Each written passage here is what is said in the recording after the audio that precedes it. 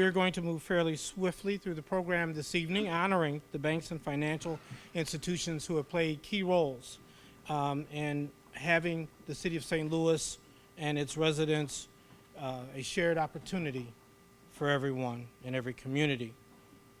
To bring greetings from CREA and to introduce the mayor of the city of St. Louis, we will have CREA Commissioner Charles Brown. On behalf of the Board of Commissioners, I'd like to welcome you all here this evening for the 10th Annual Fair Housing Celebration, giving apt and appropriate commendation to the many banks and financial institutions in our metropolitan area who are working tirelessly to improve the quality of life for so many in our region. At this time, I'd like to, before we continue, invite the Honorable Mayor Francis Slay to the lectern to offer his welcome to you as well. Well, thank you, and good evening, and thank you all for joining us here for, I know this is a once a year event, but of course the work that we all do together is something that is important every single day of the year, and this is an opportunity for us to give thanks to those in our community who are really working hard to make St. Louis a better place, a more livable place, a fairer place for everybody. And I know that you're all here because you know how crucial it is to have access to fair and affordable housing. So tonight we celebrate you and your work in this arena of promoting fair housing in our city. I will be leaving shortly after my remarks, not because I don't want to be here for the entire program, because I really do, but I've been asked to join the Cardinals this evening in recognizing and honoring Lou Brock on the field. So I'll be giving him a special presentation shortly after I leave here, but I want you to know that I wanted to be here to thank you for all your work. The city's Civil Rights Enforcement Agency, which we call CREA, is headed up by Charles Bryson. He and I have worked together for quite some time, ever since the beginning of my administration. And he plays, and his agency plays, an important role in making sure that who you are, where you come from, who you love, or your physical condition plays no role in your ability to seek and secure housing, become or stay employed, or to enjoy life in our community. It's why we come together to celebrate Fair Housing Month every April, and why we recognize the champions of fair housing in our community. This year's theme, Toward Shared Opportunity for All, is a nod to our goal to use our resources to help provide opportunities, whether you are someone who is homeless or in need of shelter, or on fixed income and in need of affordable housing, or a senior in need of a group home. There is something for everyone in our city. This year we have chosen to acknowledge banks and financial institutions for their role in helping fulfill the goals for fair housing by helping to provide financing in terms of loans for housing and economic development, and to individuals for home repair and mortgages. Many people in this room have been wonderful partners with the city. With the affirmatively furthering fair housing rule, we must work even closer together to ensure that there is indeed opportunity for all. A good home is a good foundation. Our partnership with the U.S. Department of Housing and Urban Development is important to the city. HUD plays a vital role in our city through block grant funding for development to financial support for the work of the Civil Rights Enforcement Agency. HUD challenges us to build affordable housing that also creates closer connections to employment, quality education, transportation, and recreation opportunities. And we are leveraging our resources to make connections easier for people. I am glad to see so many HUD officials with us here this evening, and I want to acknowledge the HUD Regional Administrator, Jennifer Tidwell, who's with us. It's always good to have you in St. Louis. Usually, yeah, let's give her a round of applause. And the entire team. It's usually when Jennifer's here, she's giving us a check for something, and believe me, we really appreciate it. But you're welcome even without the check, I want you to know. Jennifer Tidwell is here, as well as local administrator James Hurd. See, I didn't see James, but is he here? Okay, he was here, and he does a great job as well. Eddie Warts, of course, and I know we'll be hearing from Eddie. And I'm going to miss Eddie's I'm going to miss Eddie's presentation, but I have to tell you that is, and I mean this, Eddie, this is favorite part of this whole thing. When you talk with your passion and your knowledge of the subject, it's really moving, and it actually is something that we should all appreciate. He does a great job for the agency. So he's the Director of Fair Housing and Equal Opportunity in the HUD local field office. I also want to thank those of you who work in our CREA office this evening. CREA enforces federal laws and city ordinances involving fair housing, equal employment opportunity, public accommodation for people who have disabilities. I also want to thank the Executive Director, Charles Bryson, for his work and extend a big congratulations and thank you to the honorees of this year's Distinguished Fair Housing Award. And I do have a proclamation that I will be presenting here, which says, whereas the City of St. Louis, Charles, I'll present this to you, and thank the board members as well, and the chairman as well.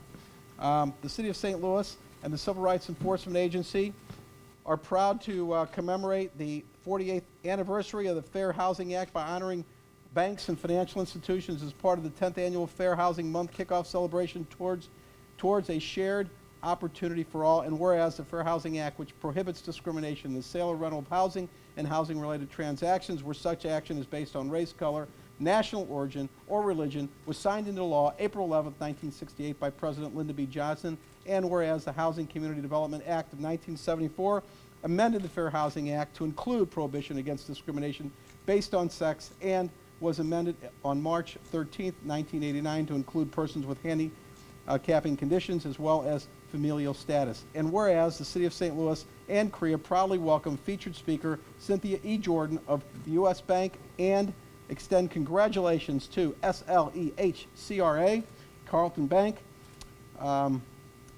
Midwest Bank Center, St. Louis Community Credit Union, and U.S. Bank, and with the honor Distinguished Fair Housing Service Awards.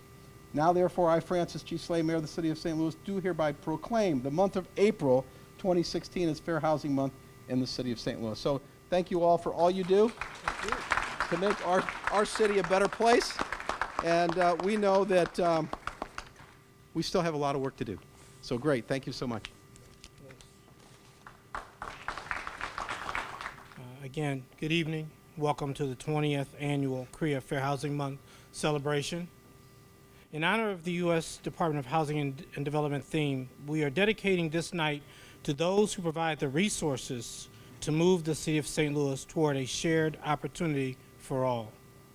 Whether one is talking about housing development, and especially affordable housing, commercial development in neighborhoods, mortgages, financing for rehabs, student loans, starter bank accounts, small business development, car loans, and the purchase of low-income housing tax credits to increase affordable housing.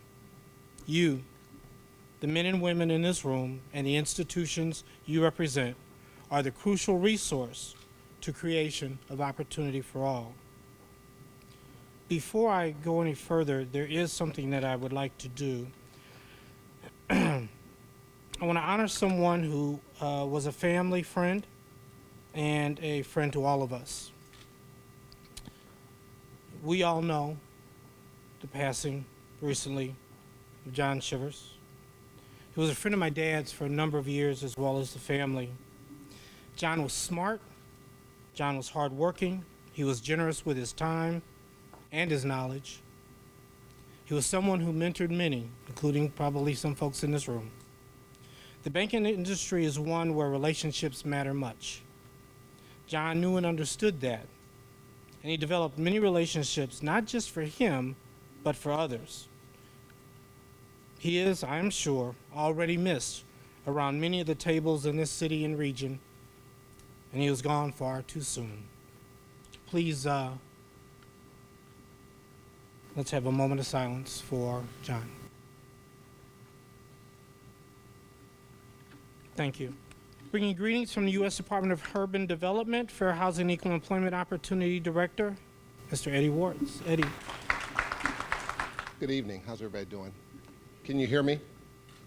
Yeah, I'm sorry the mayor got up and said that I speak with passion and that he hated to really miss my comments because I decided to take a different approach this year. I don't have any fiery speech prepared. I'm not going to talk about, all of the problems in the city, especially those that came out of the Ferguson situation out there that put St. Louis on the international stage. I want to talk more about opportunities that we have to deal with those problems. And so before I get started, first of all, I want to recognize our HUD leadership that's in the audience, our Regional Administrator, Jennifer Tidwell, Bruce Ladd, Deputy Regional Administrator. Mr. Hurd has left as well, but I also wanted to recognize CREA for putting on this event. And our other HUD partners, Missouri Commission on Human Rights, we have Dr. Alicia Warren in the audience. EHOC, I know we have some folks here, and a very important group that you lenders should get to know, CREA, which is the St. Louis Equal Housing Community and Reinvestment Council. Pretty close, okay? Yeah, so, but, and those are, we've done a lot of good work in the lending area, and we want that to continue, but I would encourage our bankers to really get to know these folks. It's better if you come to see them as opposed to them coming to see you, and I'll leave it at that, okay? 48 years after the Fair Housing Act was passed, the work being done by HUD is not only relevant, it is still helping to create better and stronger communities of opportunity where everyone has an equal chance to succeed. You've heard a lot about affirmatively furthering fair housing. And when the Fair Housing Act was created, that was the foundation of the act, that HUD recipients were not only to not discriminate in their own organization, but to make sure that they were affirmatively furthering the provisions of the Fair Housing Act. A lot of people say they don't know what affirmatively furthering means, but it's a lot more complex than that. And so this year we're looking at the theme of shared opportunities in every community, because that's really what affirmatively furthering fair housing means, because it allows our recipients to be able to use their resources along with HUD data to analyze the problems in their community and know how to resolve them. HUD will not give you a blueprint to do that. It is your plan, and we will assist you in whatever ways possible in order to do that. I want to talk about some of the work that HUD has done this year, especially with regard to the final rule. The final rule provides municipalities, housing authorities, and other entities that receive HUD funding with planning framework so that they on their own can act with realistic, attainable fair housing goals, assess the opportunities they have to proactively eliminate obstacles to housing choice, and to set a plan in place to advance the national policy of fair housing. America has experienced a tremendous social progress since the Fair Housing Act was signed into law in 1968. Minorities are generally living better and enjoy advantages that were only a dream in the days of Martin Luther King and the Civil Rights Movement. But despite how far we've come as a nation, unlawful discrimination still exists. And it limits the options of some to come into one of life's most fundamental rights, and that is, or needs, and that is to be able to own your own house or live in a community that provides you with all of the amenities. Housing is the anchor. So around you, you have good schools, you have good jobs, you have good transportation systems, you have medical services, you have grocery stores, all the amenities that make a community. And that is what affirmatively furthering fair housing is intended to do, to create these communities all around the country. Last year, HUD and its fair housing partners, so agencies like Missouri Commission on Human Rights and CREA, received some 8,500 complaints. Now, HUD in his wisdom has entitled these agencies around the country that are substantially equivalent to the Fair Housing Act to investigate complaints in the same way that we do. And actually, they process probably some 70 to 75% of the complaints that HUD receives. So our fair housing partners in 2015 processed some 6,500 complaints. Who would think, so the Fair Housing Act covers race, color, national origin, familial status, religion, disability, and sex. So the bulk of the complaints that we have been receiving over the last 8 to 10 years, the majority of those have been on the basis of disability. something that transcends race and everything that you may think about, because no one is immune from disabilities. As we get older, you know, we all will experience some type of disability in this life. If we're fortunate, we will leave life without doing that, but there's no way to get out. We all got to leave, okay? But the other 28% was based on race, okay? So one of the important things that happened last year was the disparate impact decision that was made by the Supreme Court. It has been the mechanism that HUD has used to ferret out discrimination in situations where the policy may be facially neutral. But this rule was confirmed by the Supreme Court last year, and it has now given HUD the additional authority that it has to investigate complaints where discrimination may not be as obvious on the surface, but to allow us to dig in and find out whether or not it exists. Now, enforcement. In its enforcement activities, HUD has emphasized the investigation of cases that have a broad, significant impact and seeks relief for all who have been harmed. So a lot of times these complaints come to us from an individual, but once we investigate and find out that that impacts more than that individual, then we will certainly broaden the investigation to include that. And a lot of that comes about in our lending community. HUD has resolved a number of lending cases. I'll just give you a few around the country that have been resolved in 2015. The department's efforts in this area resulted in a historic settlement with the Wisconsin-based Associated Bank last May, resolving allegations that the bank engaged in discriminatory lending practices regarding the denial of mortgage loans to African American and Hispanic applicants. The settlement, which resolved one of the most or the largest redlining complaint by the federal government against a mortgage lender, required the bank to invest nearly $200 million through increased home mortgages lending activities in majority minority census tracts in Chicago, Milwaukee, Minneapolis, St. Paul, Racine, Wisconsin, and a number of other counties in that area. Another complaint that was resolved by HUD was a $1.9 million settlement with the Memphis-based bank, First Tennessee Bank, earlier this year. And again, the allegations of not servicing their minority communities, specifically African American and Hispanic communities. And HUD recently reached, in this region, a $2.8 million settlement with First Federal Bank of Kansas City, again resolving allegations of discriminatory lending practices with regard to our minority communities. I'd like to recognize CREA for bringing that complaint to our attention, and HUD did a very good investigation and a very good result on this complaint.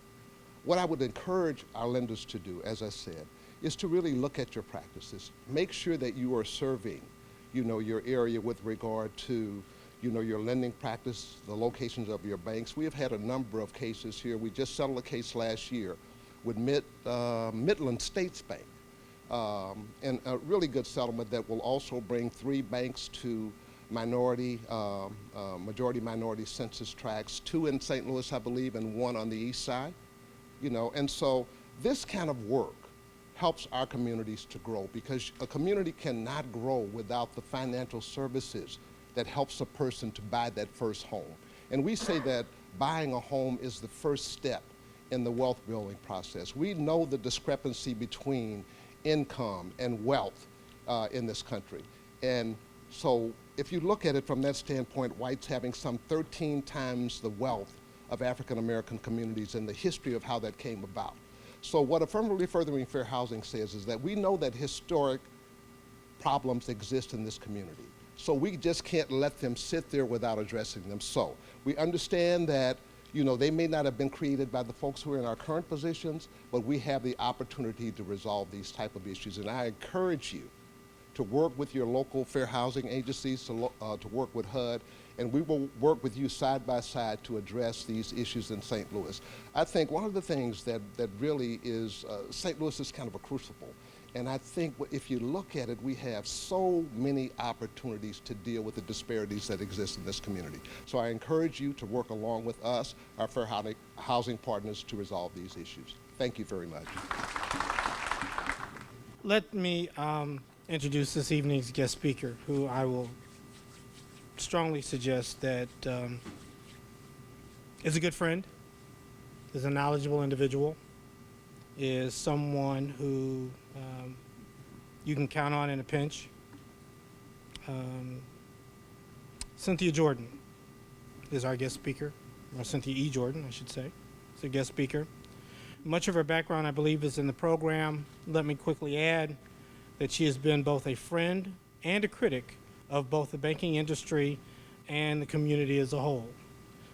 Much like some of you in this room, Cynthia and I have had many, discussions, about the role of each and how to work together to make St. Louis an even better place to work and do business. Ms. Jordan now serves as a relationship manager and customer advocate for U.S. Bank. Ladies and gentlemen, Cynthia Jordan.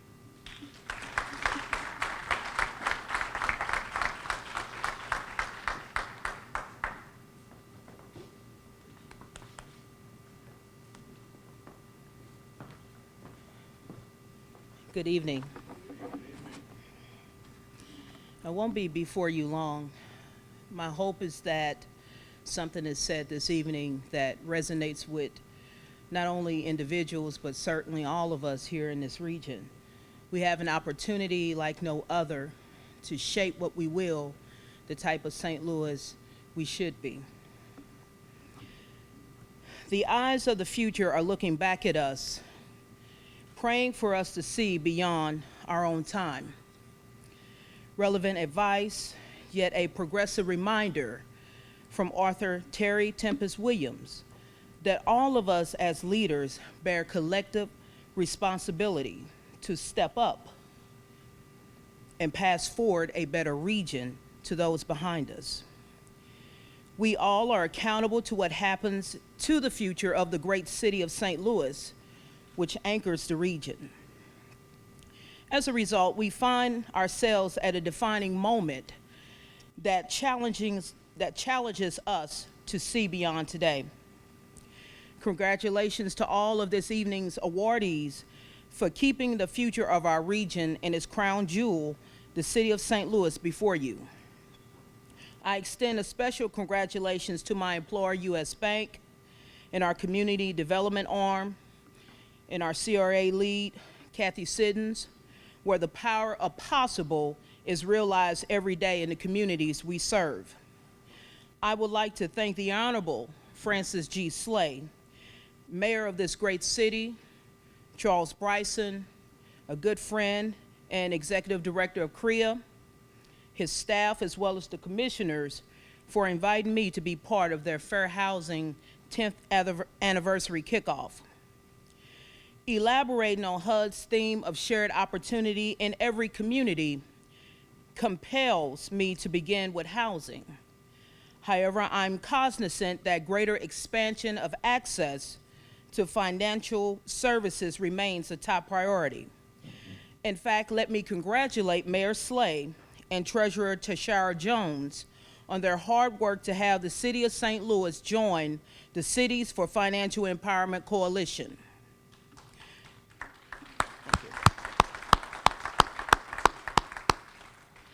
The City of St. Louis continues to expand its role in broadening financial access to communities that were traditionally outside mainstream banking.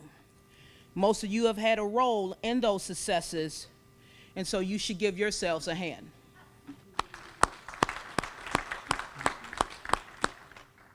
That's the type of collaborative leadership needed to align this region with the recommendations set forth by the Ferguson Commission through the spirit of positive change. As I was saying about housing, its role is catalytic and founded on a platform that speaks of shared opportunities. That was Dr. King's vision when he first spoke of open housing, which culminated into a lasting honor of his work, the Fair Housing of 1968. Looking closer, you'll see revealed embedded opportunities for us to help communities traditionally unserved and underserved through our expertise, collective leadership, collaborative leadership, and one key element I believe to be missing: a strategy that brings a greater impact through cohesiveness and eliminating silos altogether in order for us to leverage the 2017 building of the NGAs $1.75 billion facility in North St. Louis. Two strategies I like to leave with you that many I'm certain have heard about. The first is asset-based community development. Not only does ABCD fit our unique community of talent and resources, but results in a more focused, sustainable, community-driven development, linking together our existing micro assets to meet the macro needs of this city and region. We recognize the challenges of scarcity, which is more than an economic term. It's today's reality. As we see the dwindling effect of declining resources and federal funding causing neighborhood CDCs to close all around us, while they're needed more than ever before today. With this strategy, sustainable resources is emphasized that can be scaled to address our collective economic challenges. We have a host of identifiable assets and others unrecognized as we give definition to them to help them grow, to impact and change the things that need to be changed and create those shared opportunities. The second is the bottom of the pyramid strategy, which I learned in business school. It's an international concept that uses high volume with low price and low profit margins to meet low-income communities where they are and help them grow economically out of poverty. That's one of the strategies used by Nobel Peace Prize winner Dr. Mahanas Yamas we've seen throughout his Grameen Bank model. And even though we live in a time where socialistic ideas have increased, I'm still a banker and a capitalist, and I know that the capitalistic invisible hand is still the best way to create shared opportunities that we need to have for communities of low income. The key is interconnectedness, which opens the eyes of our understanding to see that common bonds must become the focus as resources allowing us to move proactively towards scaling shared opportunities. So beginning back with my base thought, housing. Housing is a universal need. Affordable housing should be our lead priority, inclusive of forms like supportive housing for people with developmental disabilities, permanent transitional housing for those that suffer from mental illnesses and substance abuse. Homeownership is part of shared opportunities because I still believe it's the foundation to asset building for many low to moderate income individuals and their families. Renting is not the American dream. Owning a home is.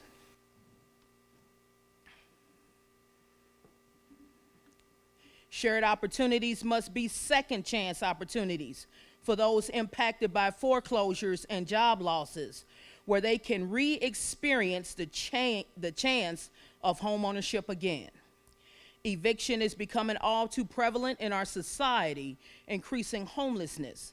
I appreciate Matthew Desmond, New York Times bestselling author of Evicted, for raising the awareness, and so we can and must change this poverty-driven narrative in our own community.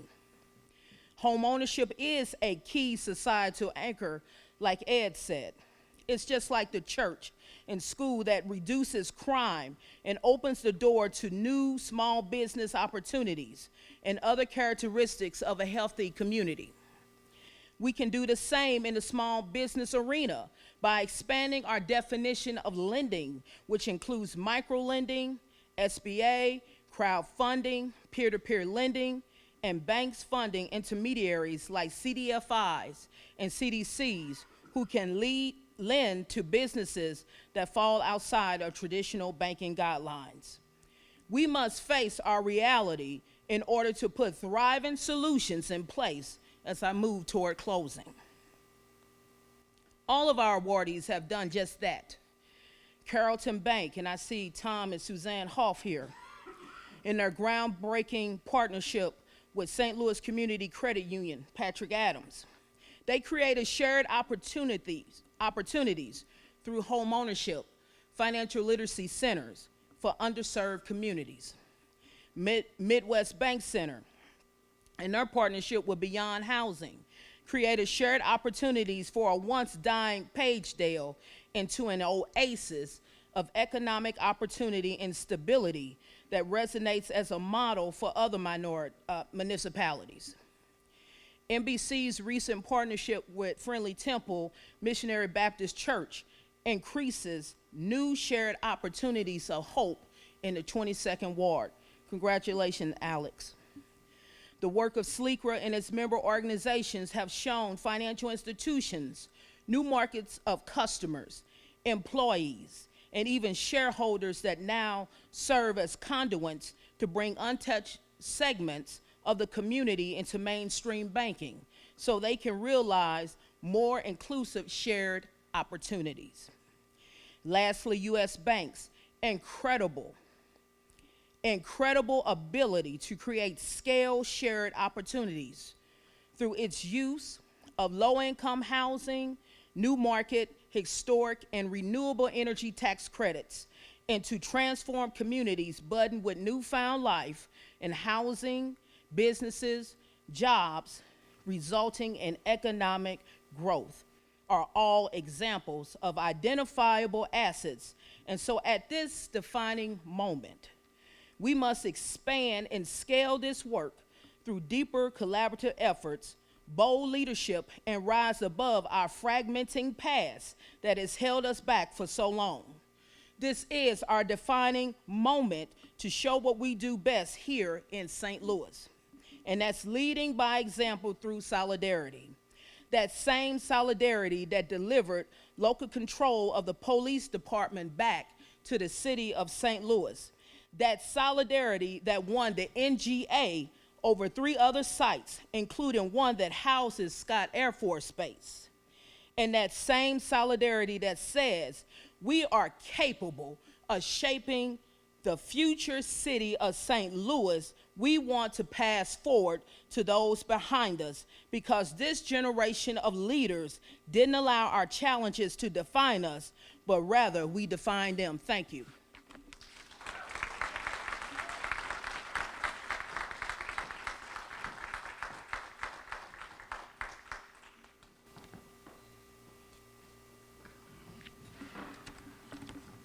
I don't know about you all, but I took notes.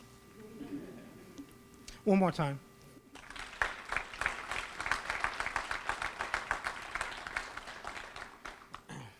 Let me do a little bit of housekeeping, and then you will hear from Denise Smith again. My CREA staff is probably, are we all in the room? Are we all in the room? CREA staff, please stand.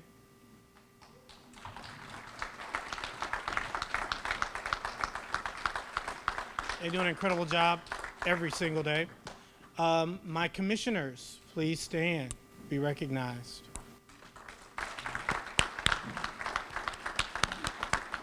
Those are my bosses, so can you be a little more generous with that? There you go.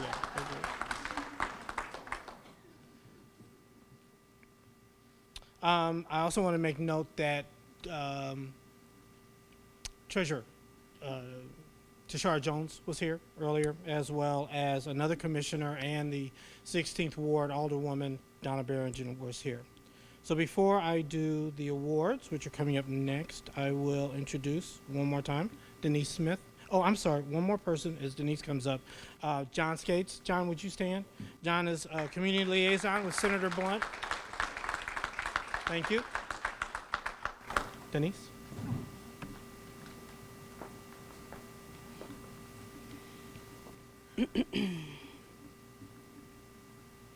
As I was sitting there, I was forgetting the words to this song, and I thought, ooh, I better write them down. As I was listening to the speech as well, I thought about some of the things you were saying. In order to do those things, one of the things we have to have is love for the people. And so this song speaks of love and having pure love in our hearts. If I speak in tongues of angels, understanding mysteries, and in edification open my eyes to see, with a heart full of compassion, to meet my brother's needs. If I don't have pure love, then it doesn't mean a thing. If I line up all my trophies for all men to see, giving all my time in service, not really having God within, with a heart full of compassion to touch a world of sin. If I don't have pure love, then it doesn't mean a thing. If I don't love my brother like I should, then I'm just a clanging cymbal, being proud and puffed up in my way.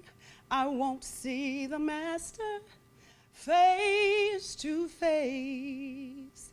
If I line up all my trophies for all men to see, if I don't have pure love, then it doesn't mean a thing. Now the speeches have been given to touch the hearts of men, but still we all struggle because we don't understand that pure love is the answer to right everything. If I don't have pure love, then it doesn't mean a thing. If I don't love my brothers like I should, then I'm just a clanging cymbal, being proud and puffed up in my way. I won't see the master face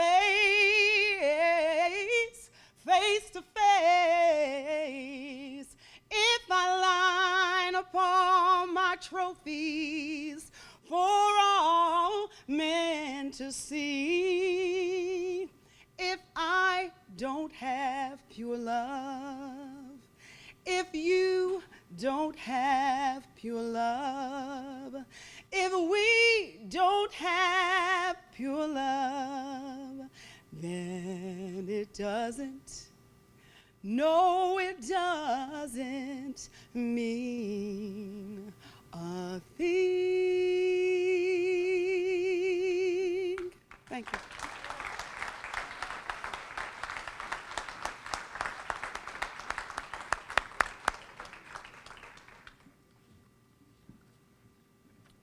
Denise, thank you.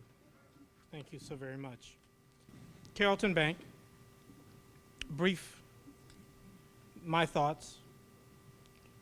Many sit by the phone waiting for a call. Some may purchase tickets to an event and then not go. But frankly, I see Carrollton Bank everywhere.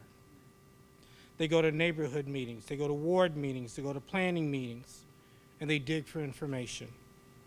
They're active in charities, and they ask questions. Why is this not being done, and how can we help make it happen?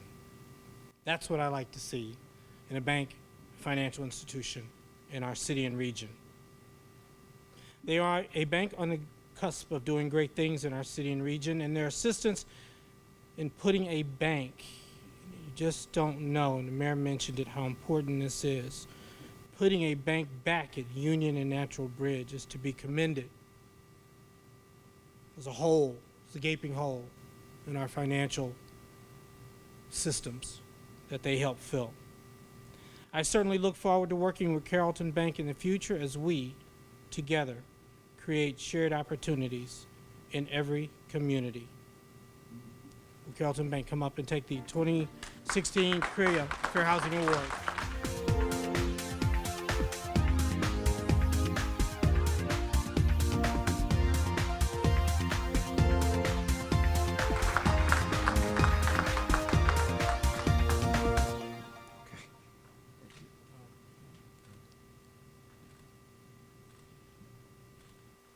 Thank you, Charles, and everybody.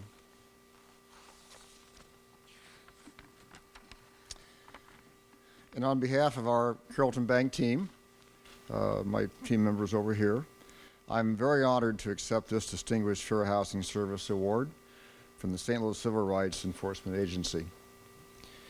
One of the most important ways a bank can help individuals build their net worth is by providing affordable home loan products and programs.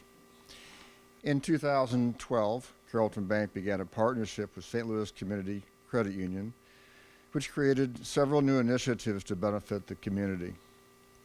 One of the most impactful programs generated by the partnership is the Home Loan Referral Program between our two financial institutions. SLCCU wanted their members to have access to an inclusive, affordable home loan program because they knew home ownership builds financial capacity and net worth. SLCCU's branches are located in low and moderate income neighborhoods.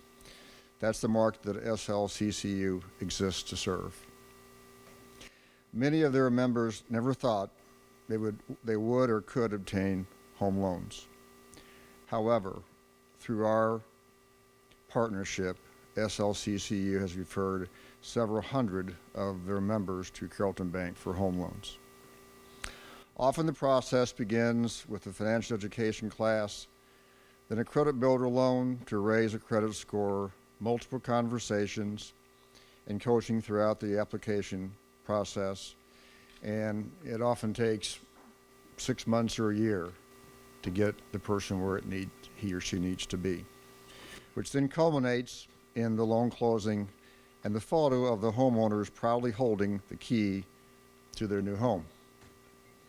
It's been very gratifying to see so many people become homeowners, something they never before thought was possible.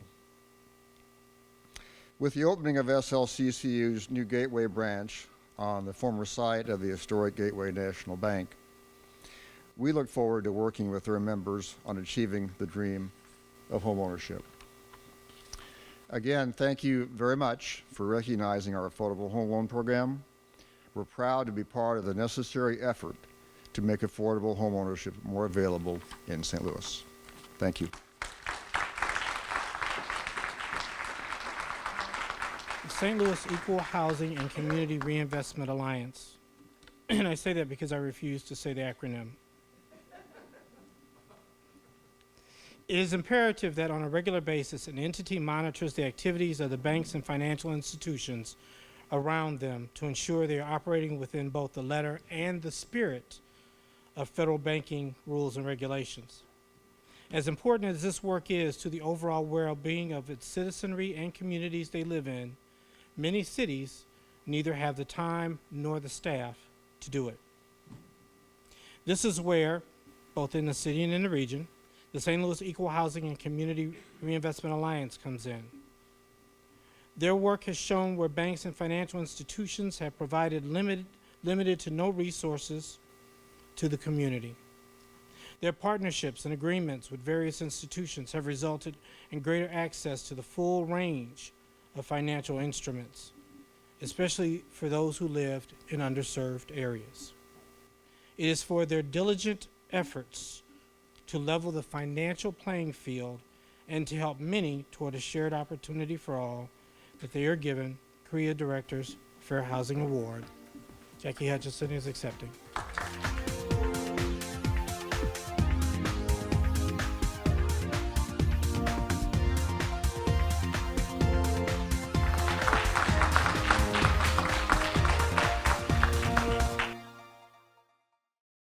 I'd like to say thank you to CREA for acknowledging the work of SLECRA, the St. Louis Equal Housing and Community Reinvestment Alliance. I'd like to first ask our SLECRA members to stand up, please.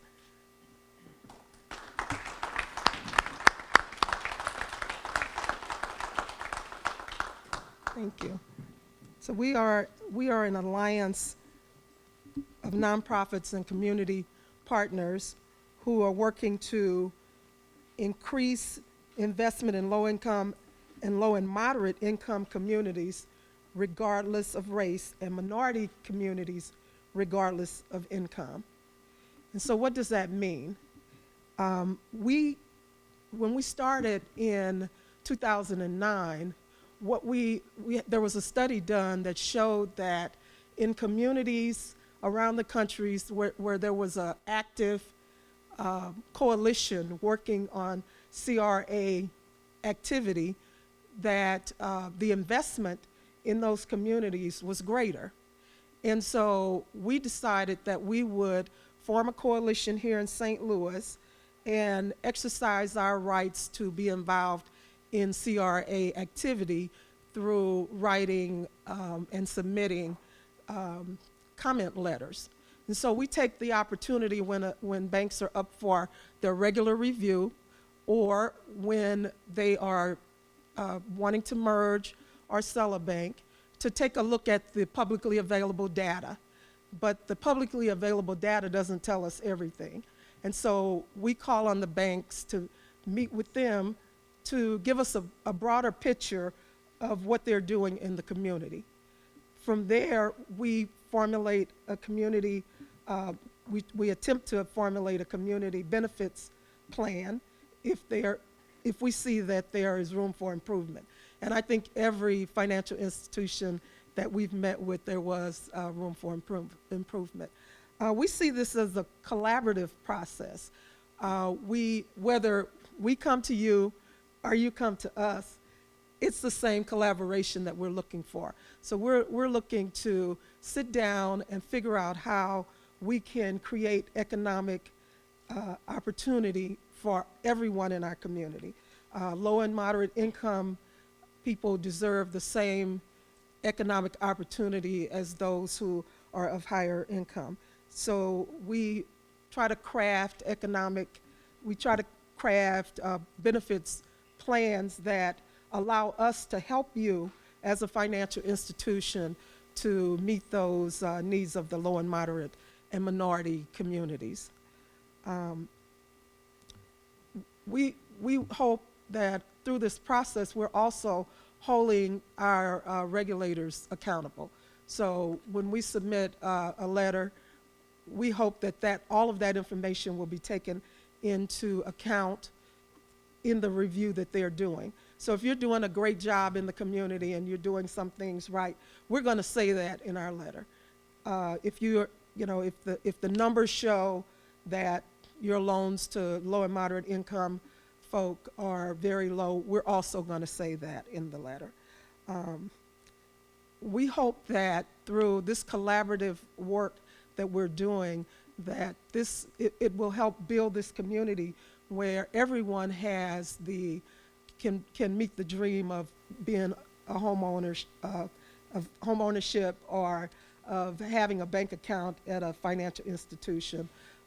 People in low-income communities can have a bank that they can walk in and talk to a person, and we've seen that happen already.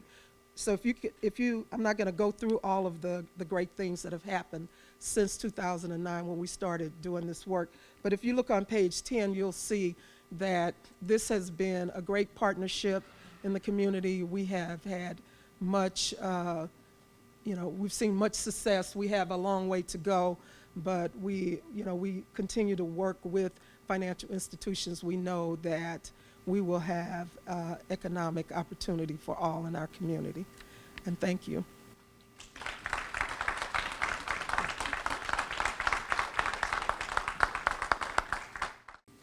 Midwest Bank Center.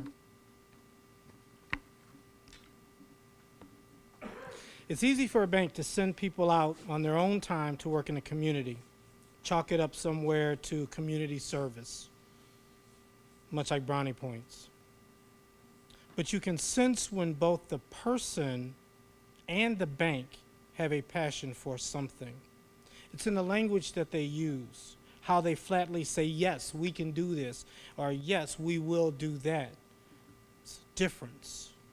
Midwest Bank Center has been all over the Bank On Save Up movement since day one. Every meeting, every event, helping to sign up for other financial institutions, both publicly and behind the scenes, and making sure that Bank On Save Up moves forward. I don't think we realize how important Bank On and Save Up has been, because most of the activities hit St. Louis. I greatly appreciate everyone's involvement in it, but it is crucial. It means people have a place to put their money, to show their children what it means to save or to bank, and to even think about higher education, and in all the studies that show that. And for me, I should say, Midwest Bank Center is dominated by one person, and that's Alex Fenoy. He has been at the leading edge of the movement since I became a friend to Bank On Save Up. And I wish to thank Midwest Bank Center and Alex for giving people hope, a pathway, and a shared opportunity for all. Alex.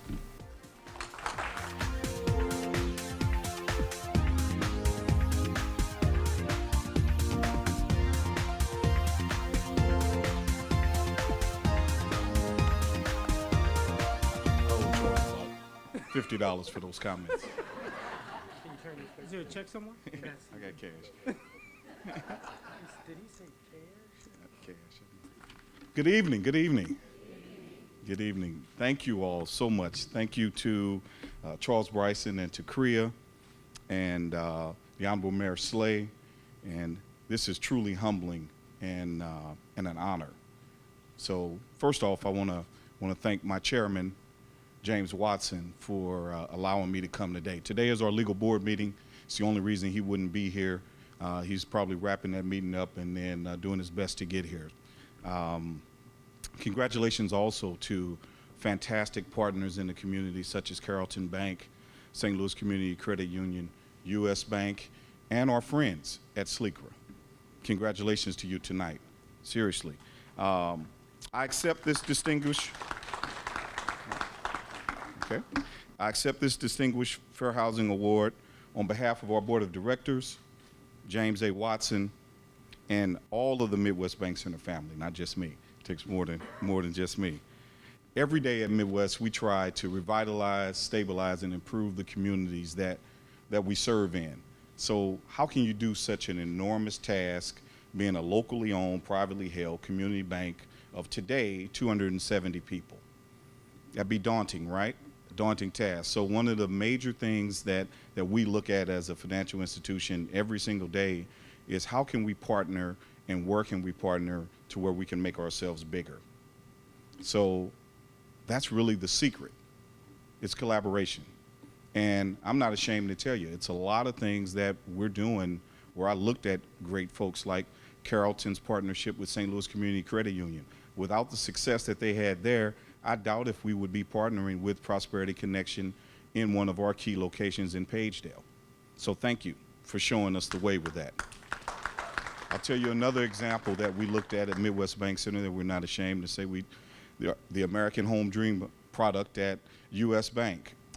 We didn't create a product exactly like that we could do to masses because we couldn't handle that kind of volume, but we tailored products, like that with nonprofit partners such as Habitat, such as Northside Community Housing, such as Lime Housing. So the premise came from U.S. Bank with their lead, and then we carried it throughout ourselves. So another thing that we looked at doing as a bank, but again, collaboration, is, Charles talked about it, is we saw a huge need in the unbanked and underbanked market in the St. Louis region. At the time that we got involved, St. Louis was the worst in the country.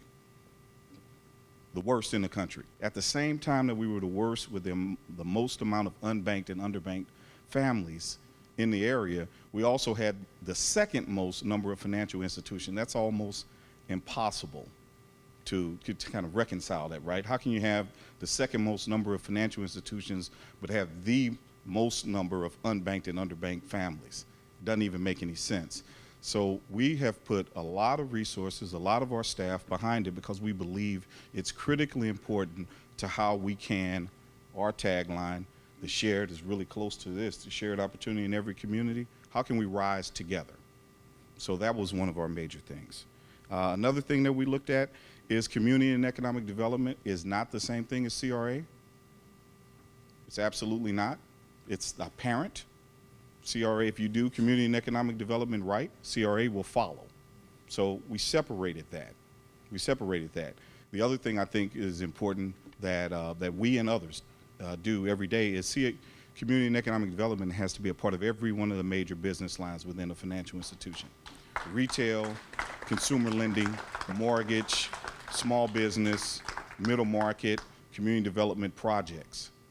Has to be in every part of it. Can't be over to the side where it's the only thing and the only people that do this type of work. So that's what we looked at. And then last thing, and I'm gonna get it from in front of you, is you have to have the lead from the top of the bank. So we have that in our majority shareholders. The Stupp family own roughly 55% of the bank, in our chairman and CEO, Jim Watson, in our legal board, in our senior staff, all the way through the entire bank. So when you have that, then you can be successful. So again, I'd like to say thank you on behalf of Midwest Bank Center. We are truly honored, and thank you for your time. Good evening.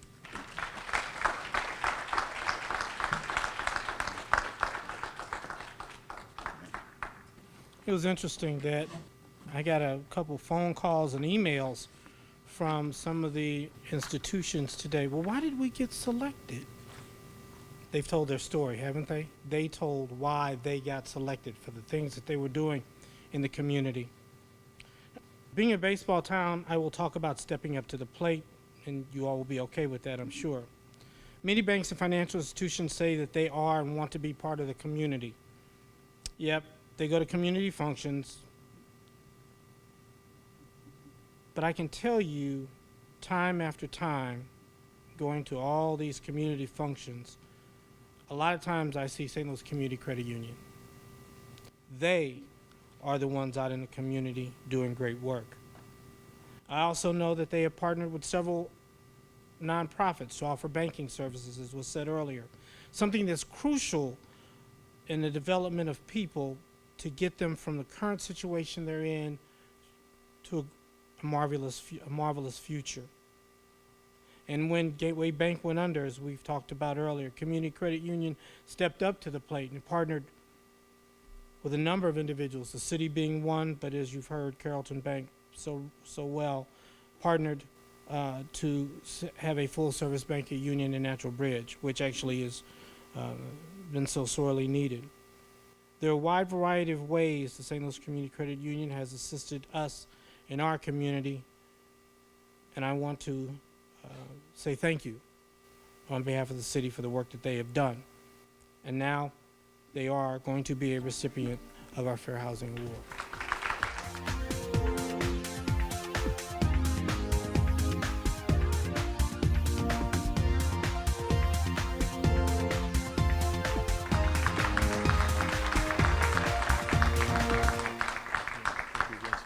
Appreciate it so much. Thank you, Mr. Bryson. Good evening, ladies and gentlemen. As Charles said, it's getting late.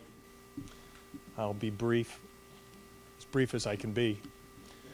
We were one of the institutions that called Mr. Bryson, honored by the prospects of winning an award. We just wake up every day and do what we do and are humbled by the prospects of being recognized for it. So we thank you, sir, so much for what you do. A quick update for you. The Gateway branch that has been open now, St. Louis Community Credit Union's Gateway branch, for 1 month. We got an update today that we have opened up 170 new accounts and extended $200,000 in new loans to that community. So,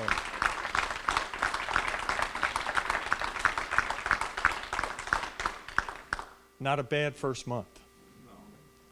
And there are partners throughout this room that we thank so much, Carrollton Bank being one of them, obviously, Terrence Rogers and his efforts through the mortgage loan program that exists. Boy, we were able to bring fair housing to the community. Ms. Jordan, you mentioned in your comments that housing was the catalytic to the entire community, and then went on to mention education and transportation and so many of the other components that make the city so successful. Add to that financial services. While there is a lot of discussion over food deserts, I remind you that from time to time we stumble onto financial services deserts as well. And it is our absolute pleasure to enter those deserts and provide people with services. 82% of the people that belong to St. Louis Community Credit Union, 50,000 plus, are considered very low income, or moderate income, and live in stressed or distressed communities.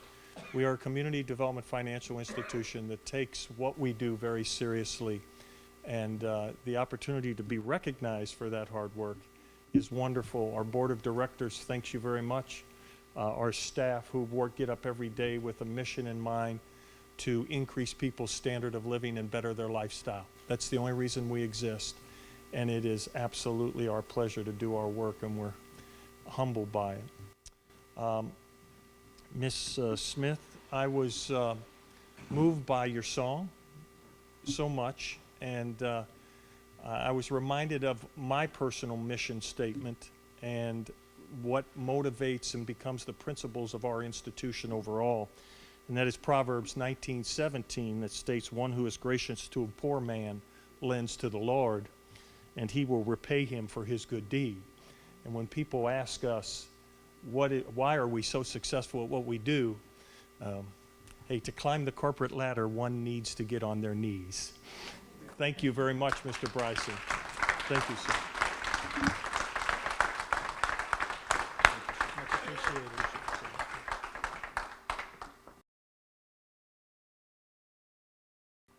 Most cities have a go-to bank. Not that they don't appreciate and love to do business with all the banks, but there's kind of one bank that's out there that, because of what it does and how it's structured, it makes the relationship a little bit easier to do when the times get difficult. And in this case, one bank has formed, by its economic and development, a special relationship with the city, and that's U.S. Bank. It is critical when the city is planning a development, small or large, that they can sit down with the bank and know that they not only understand what is trying to be accomplished in the short run, but shares the vision for the bigger picture. We appreciate and respect the team at U.S. Bank, and thank you for your support over the years. We look forward to working with you, and as you have heard this evening, between affirmatively furthering fair housing and some other issues that we have on our plate, including MGA, we're ready to do business in a continual manner. For that, the work that you do with us, for us, to assist us as we move into the future, we are honoring you with a 2016 Fair Housing Award. U.S. Bank.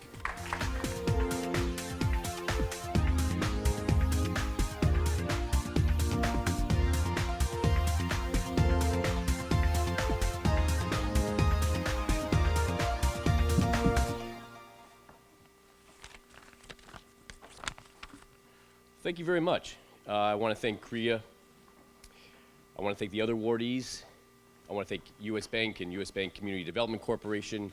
It's a wonderful, purpose-driven organization which I've worked for many years, and continue to be inspired by the meaningful work we do every day.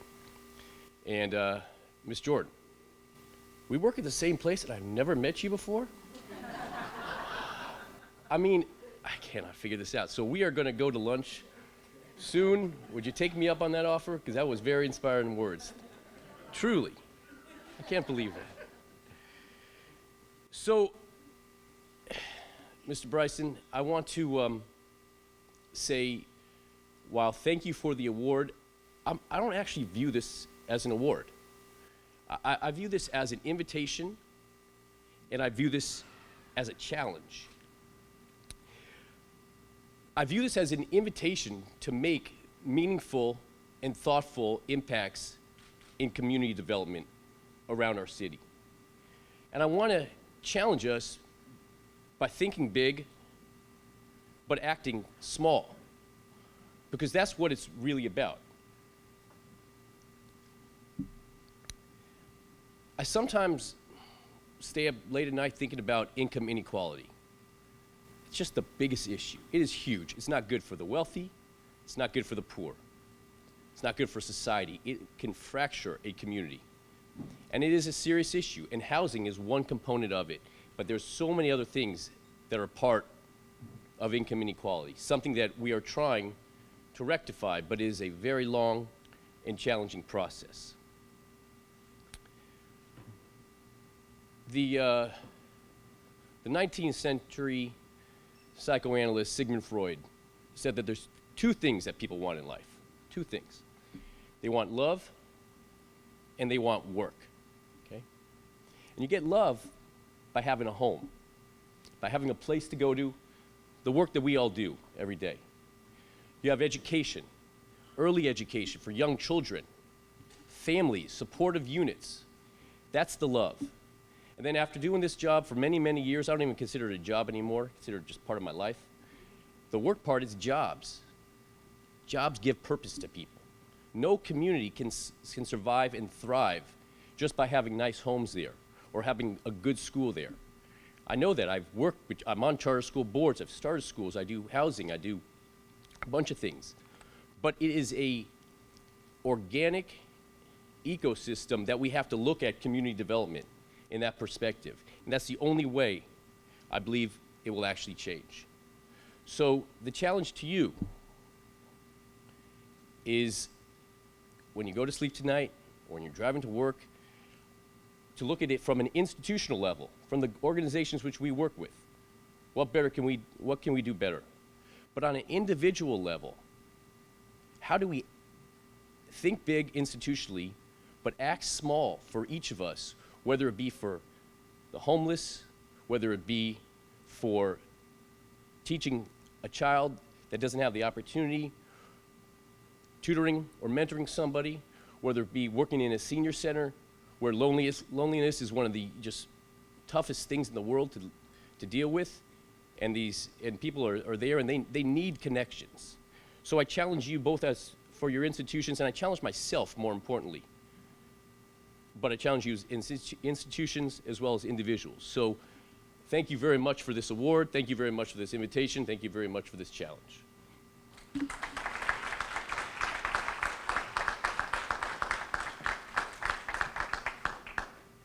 Thank you. We're going to wrap up in a minute. There's one person that I wanted to thank that I can't find again. Where's Donna? Is Donna gone?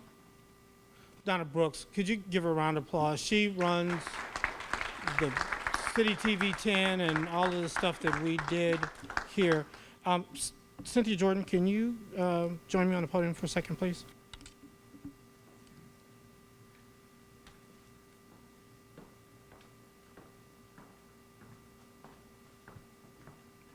We actually have a box for this, but we wanted to give you a house commemorating your time here and the education that we received from you. So sweet.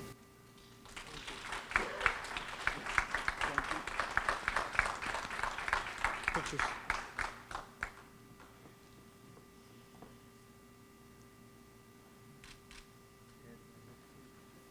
Thank you all for coming. This is the first time we tried to honor banks and financial institutions, and we should do this more often because you guys, without the resources that you give, and I use the word give loosely, but you give to our community, we would not be able to thrive.